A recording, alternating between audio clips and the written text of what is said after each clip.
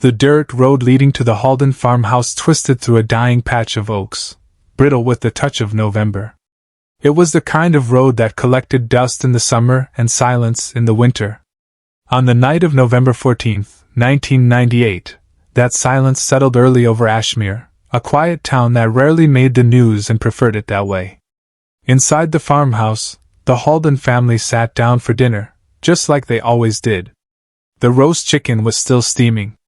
Mashed potatoes, peas, and 2 buttered biscuits sat untouched on 4 plates.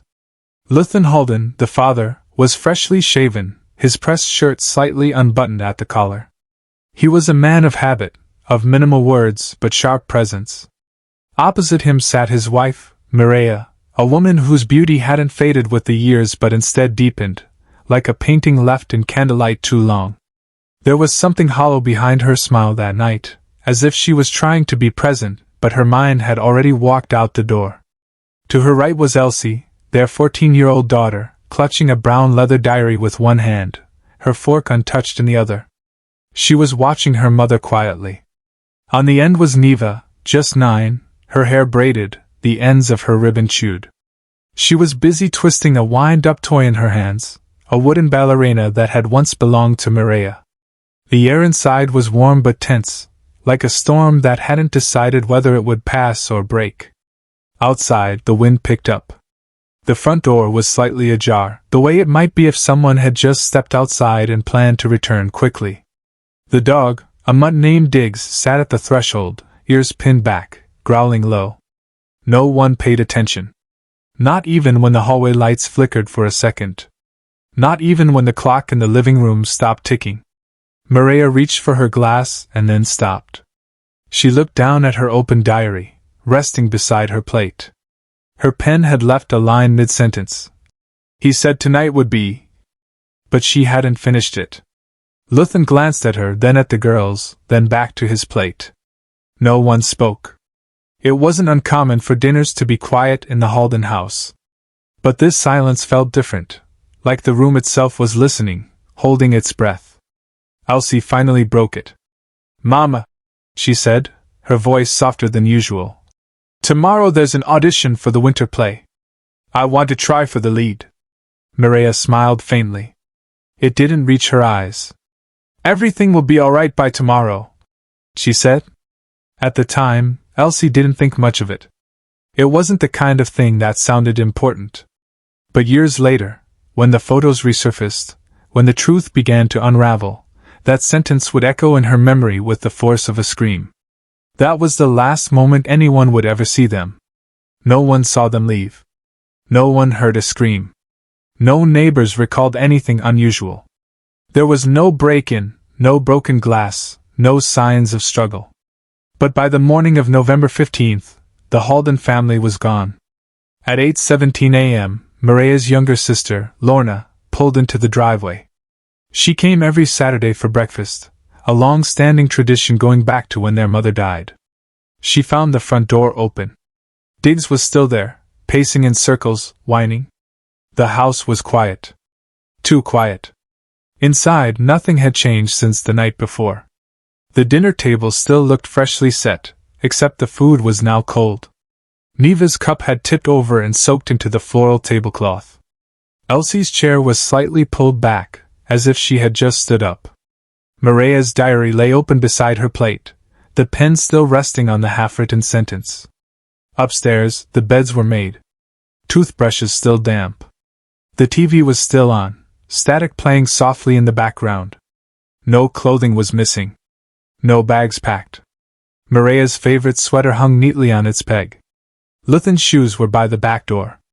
But the family was nowhere. Lorna called the police by 8:45 a.m.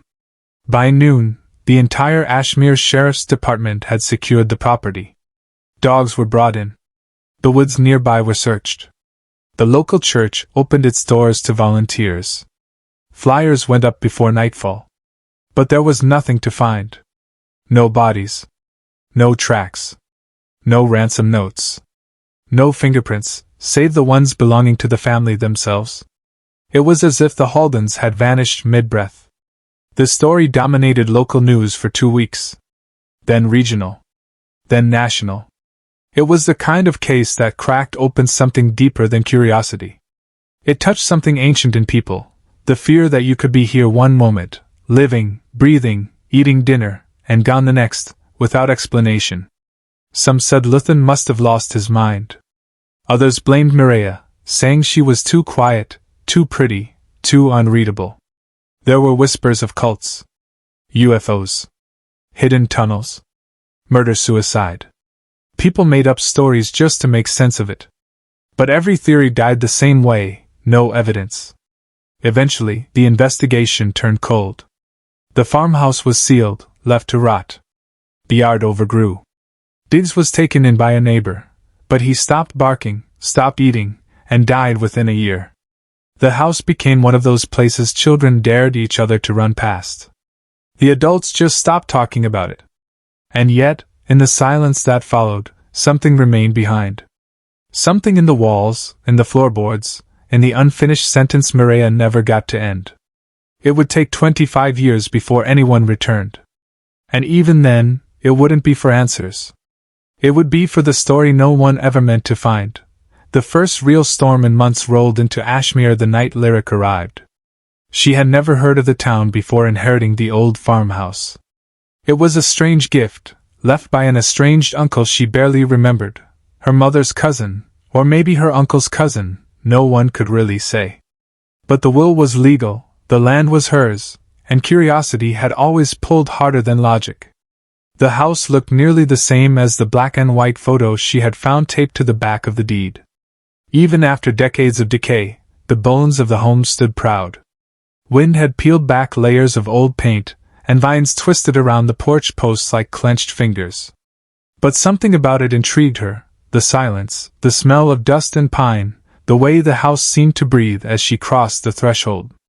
She stepped in just before the rain began. Dust floated in the air like disturbed spirits.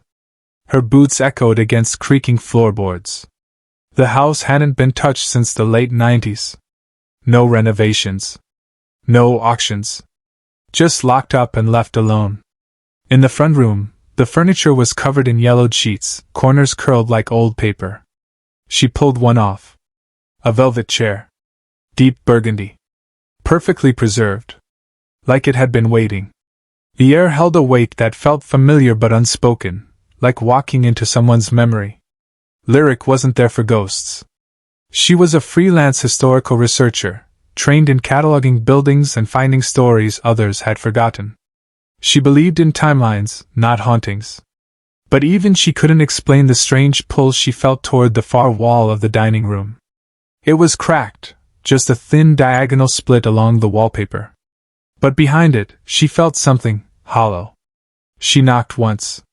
A hollow echo answered. Lyric set to work the next morning. It took only a few hours to clear out the room and set up her tools. She worked quietly, music off, listening to the house. Every creak felt intentional. Every gust of wind made her pause. By noon, she had peeled away the wallpaper and revealed a thin seam in the plaster. It was too uniform to be natural. She followed it to the baseboard. That's where she found the first nail that had been twisted in, not hammered. A trick someone used to hide something. When she pried it loose, the panel swung slightly inward. Behind it was a narrow, hidden closet no more than 2 feet deep. Dust burst out like a warning.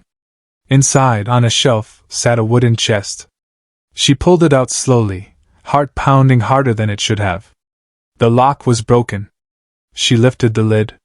Inside lay a stack of aged photographs, tied with a red ribbon. Beneath them, a leather-bound journal with pages missing. A yellowed envelope labeled, "Do not develop." And resting at the very bottom, wrapped in a child's sweater, was an old film camera, its lens cracked, its metal frame smeared with something that looked like dried blood. Lyric stared at it for a long time. The sweater was small, pale blue. And on the inside of the collar, in fading marker, was a name. Neva H. She didn't know that name yet. Not then. But she would soon. That night, Lyric couldn't sleep. She sat in the dining room, photographs spread across the table, journal open beside her. Most of the pictures were of the same family, a man, a woman, two girls. Always posed in the same places. The front porch. The dining room. The backyard tree. But there was something off. In every photo, the family wore the same expressions, smiles that looked forced. Eyes that didn't match the mouths. In some shots, the girls' hair was different lengths, suggesting time had passed, but their clothes were identical. Then she noticed the shadow. In the photo taken on the porch, behind the family, barely visible in the reflection of the window, was a figure. Blurred. Tall. A man. Watching. She flipped to another photo. The same figure appeared again, this time in the glass of a cabinet. It was subtle, easy to miss. But once she saw him, she couldn't unsee it. Her stomach turned. She got up to fetch a drink but froze halfway to the kitchen. The door to the basement was open. She hadn't opened it. Lyric backed away slowly. Her flashlight beam landed on the camera again. Its cracked lens gleamed in the dark like a single watching eye. She took the envelope marked, "Do not develop," and slid it into her bag. The next morning, she drove to the only film shop left in the area, an hour north in a town called Elk Ridge. The clerk, a thin man in his 60s named Garrett, barely looked up when she handed over the envelope. He opened it, squinting. "These look old. You sure you want them developed?" Lyric nodded. He shrugged. "Come back in 2 days." But she couldn't wait. She returned the next day, just before closing. Garrett was behind the counter, staring down at something. His face pale. His hand shaking. "I didn't look at them all," he said. I saw the first few. You should sit down." She did. He handed her the prints one by one. The first image was of the family again. But this time, they were in a room she hadn't seen yet. Concrete walls. No windows. Just a mattress and a rusted bucket in the corner. The mother, Mireya, she would later learn, was sitting on the floor, shirt torn, staring directly into the camera. Her eyes swollen. Her lips cut. The second image was of the two girls, curled together on the same mattress. The younger one, Neva, held a stuffed bear missing its face. The older girl looked older than in the earlier photos. Her cheek was bruised. The third image made her drop the prints. It was a close-up. Of the man. Standing in the doorway. Smiling. Behind him, nailed to the wall, was a calendar. The date read, August 1999. Lyric didn't sleep that night. She sat in her car outside the photo lab for hours after leaving, the images spread across the passenger seat beside her like silent witnesses. The man's face, frozen in that smile, etched itself into her memory with cruel precision. There was something disturbingly calm about him. He didn't look like a monster. He didn't even look angry. That, somehow, was worse. She kept thinking about the calendar on the wall. August 1999. 10 months after the Haldens had vanished. The public believed they disappeared in November of '98. But these images proved otherwise. They hadn't vanished. They had been taken. Hidden. Held. And worse, photographed. The next morning, Lyric returned to the farmhouse with a new sense of urgency. The walls didn't feel like walls anymore. They felt like skin stretched over something rotten. She walked through each room slowly, like the house itself might react. She paused in front of the photo from the dining room, the one where the family smiled too hard.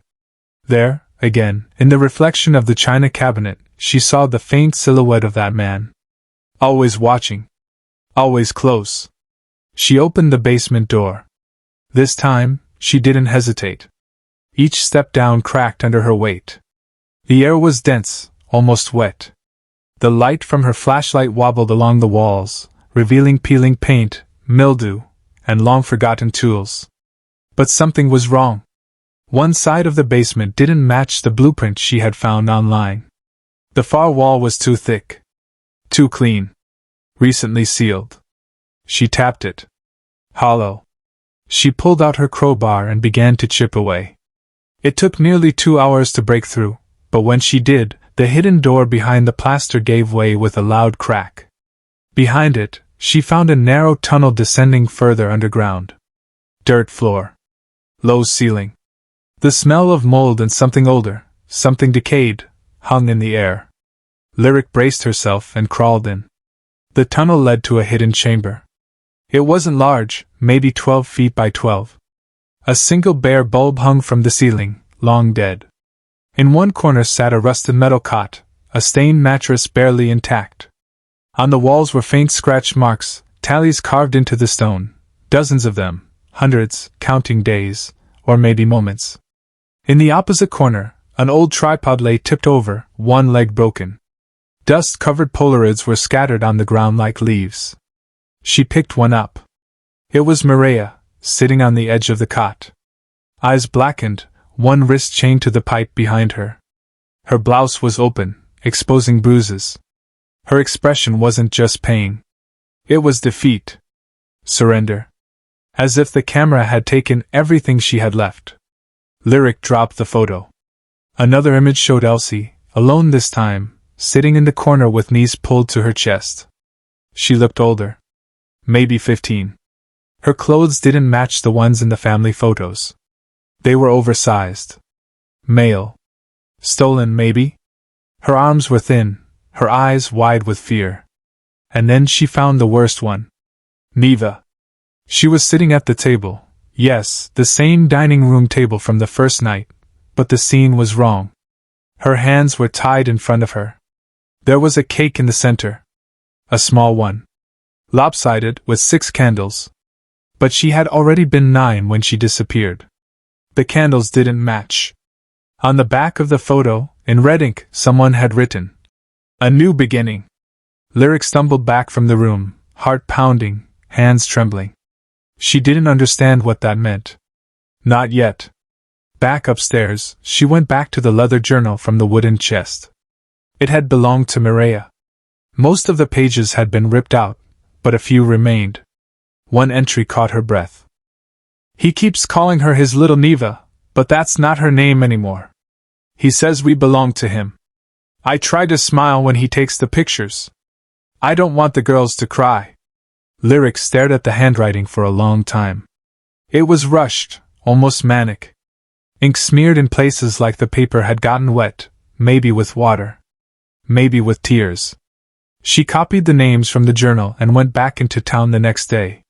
The Ashmere town clerk was older, patient, and surprisingly helpful. When Lyric asked for the Halden file, the woman hesitated. "That family," she said softly. "People still talk about them. That case went cold faster than it should have. Too fast if you asked me."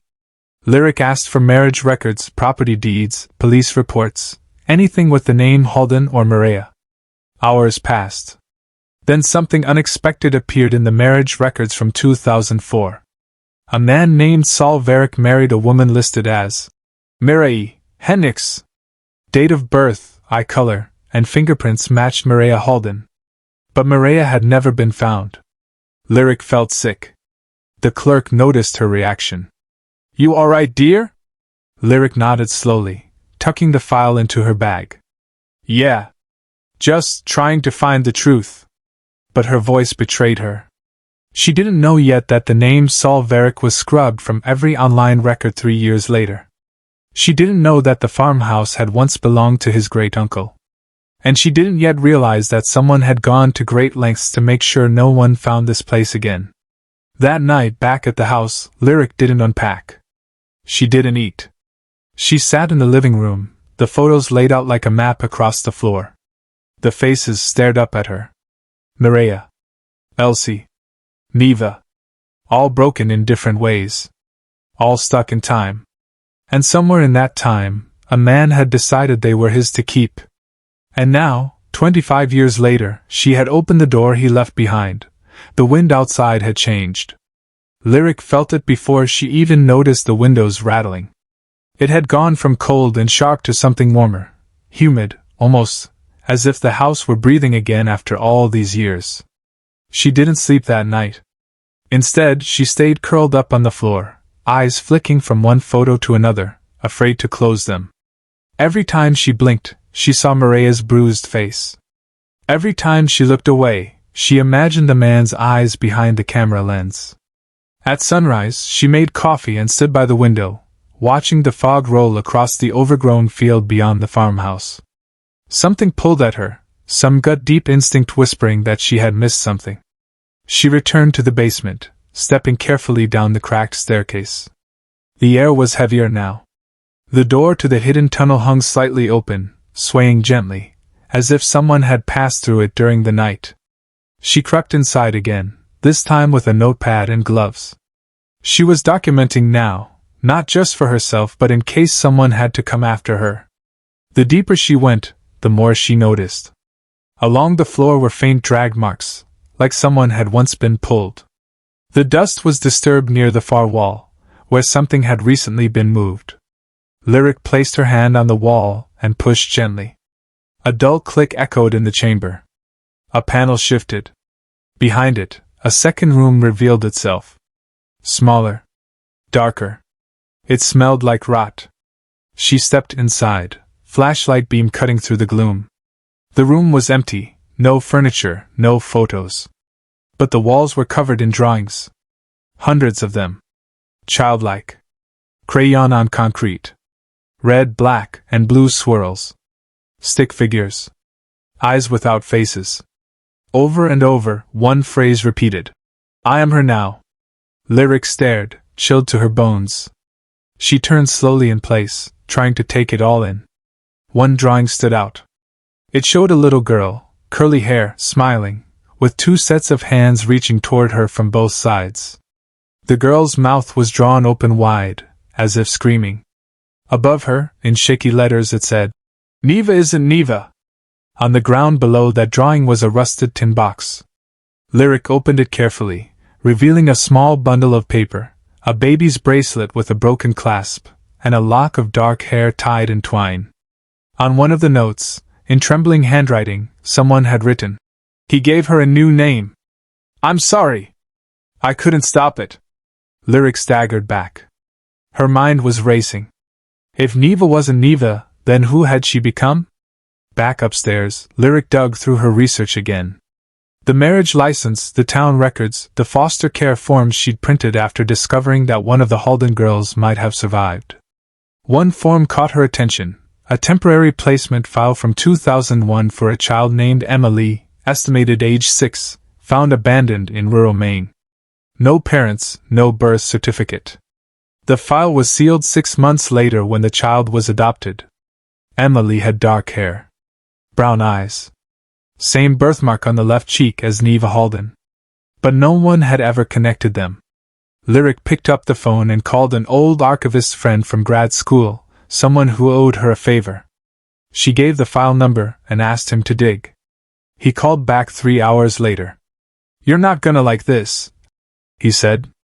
That child was adopted by a man named Saul V. Richardson. No history before 1999. Nothing since 2007. Lyric's throat went dry. That name. Saul. Is there a photo? A pause. Then a quiet. Yeah. From a local newspaper article. He won some kind of photo contest. Want me to send it? Minutes later, it hit her inbox. She opened the file and stared. It was him. The man from the photographs. The man behind the camera. Smiling again, but this time in public. Wearing a clean shirt. Holding a young girl on his lap, smiling too wide, her eyes distant. She printed the image, hands shaking, and placed it on the floor beside the others. The pieces were coming together now. A story long buried was clawing its way back to the surface. Lyric paced the hallway of the farmhouse. Her footsteps echoed off the walls. She passed by the door to the attic, pausing briefly. Something was off. The handle was cold. Too cold. She pulled it open and climbed up. The attic was dusty, full of cobwebs and forgotten boxes. But in the far corner, tucked beneath a tarp, was an old crib. Inside it were a handful of toys, blocks, a cracked rattle, and a faded photograph folded into quarters. Lyric unfolded it. It was a photo of Mireya holding a newborn. But Mireya was wearing a dress Lyric recognized, from the photo taken in the basement, the one dated months after they'd disappeared. This baby wasn't born before the disappearance. This baby had been born in captivity. Lyric couldn't breathe. She rushed downstairs and began searching every inch of the house. Closets, vents, behind the fireplace. Her heart thundered. In the hallway closet, beneath a pile of rotted coats, her hand struck something hard. She pushed it aside and found a small wooden door, barely large enough for a child. She opened it. The tunnel inside was narrow, dark, and silent. She crawled in, flashlight trembling. And then she heard it. A soft hum. A voice. A lullaby. Someone was still in the house. Lyric's breath caught in her throat. That lullaby, soft, low, almost a whisper, floated through the narrow tunnel like smoke. It wasn't coming from a speaker or an old tape. It was live. Someone was humming, just beyond the bend. She crawled slowly, every muscle in her body tight with fear. The tunnel felt tighter than before, the air thinner. Her flashlight flickered once, then steadied. The hum continued, quiet and rhythmic, like a memory rocking itself to sleep. When she rounded the final corner, the tunnel opened into a small room, bare concrete, a thin mattress, a bucket in the corner. And sitting there, cross-legged in the dim beam of her light, was a woman. She looked to be in her late 20s, but her expression was ageless. She was thin, with long dark hair tangled down her back, dressed in layered clothes too large for her frame. Her eyes, when they met Lyric's, were deep brown and glassy, calm, but wary. The lullaby stopped. They stared at each other for a long moment, the silence now louder than the song. "I knew someone would come," the woman said softly. Lyric's voice cracked. "Who are you?" The woman tilted her head, almost childlike. "I used to be Neva. But he made me someone else." Lyric took a cautious step forward. "Is he still here?" The woman didn't answer at first. Her gaze drifted to the wall, where scratched drawings covered the surface. "Not anymore," she whispered. "He stopped coming years ago. One day, he just never came back." Lyric's stomach twisted. "You've been here all this time?" The woman nodded. Lyric moved to her knees, trying not to cry. "What about the others? Mireia? Elsie?" A silence settled between them. The woman who was once Neva looked down, her fingers twisting the edge of a blanket like a nervous child. "Mama didn't make it," she said. He took her picture one last time. Then he buried her under the crawl space. I heard him humming when he came back up." Lyric's eyes filled with tears. "And Elsie?" she whispered. The woman hesitated. "She tried to run," she said. "He hurt her for it. But one night, during a storm, he left the door open by mistake. She crawled out. I never saw her again. But I think she got away." Lyric was shaking. She felt as though the house was pulsing around her, like it remembered every scream, every step, every cruel moment captured on film. "You don't have to stay here," she said. "You're free now." The woman didn't move. "Free?" she repeated, as if tasting the word. Lyric reached out a hand slowly. After a long pause, the woman took it. When they emerged from the tunnel, blinking into the dim light of the hallway, the house felt different. Not just haunted, but grieving. As if it knew it had finally let go of a secret too heavy to hold. Lyric called the authorities that afternoon. The police arrived in silence, led by a detective who had been a rookie the year the Haldens vanished. His face turned pale when he walked through the house.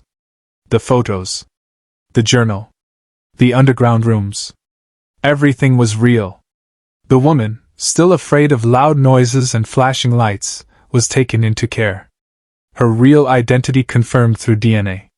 She was Neva Halden. The country would soon know her story. Weeks passed. The house was officially condemned, but Lyric stayed nearby.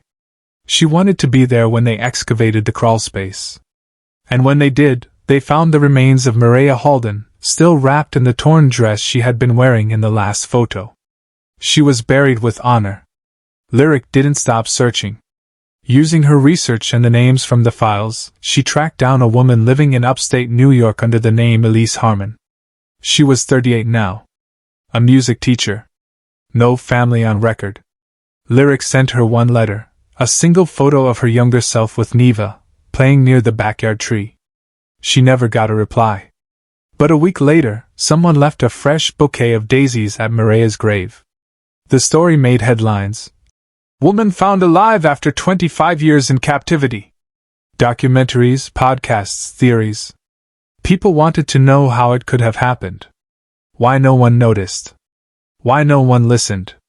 But Lyric didn't care about the noise. She returned to the house one last time before it was demolished. She stood in the hallway and touched the frame of the hidden door. There was no humming now. No whispers. Just silence. She left a single photograph in the empty room. A picture of Neva, smiling, genuinely smiling, for the first time. The camera may have captured their pain. But now, the world would remember their survival.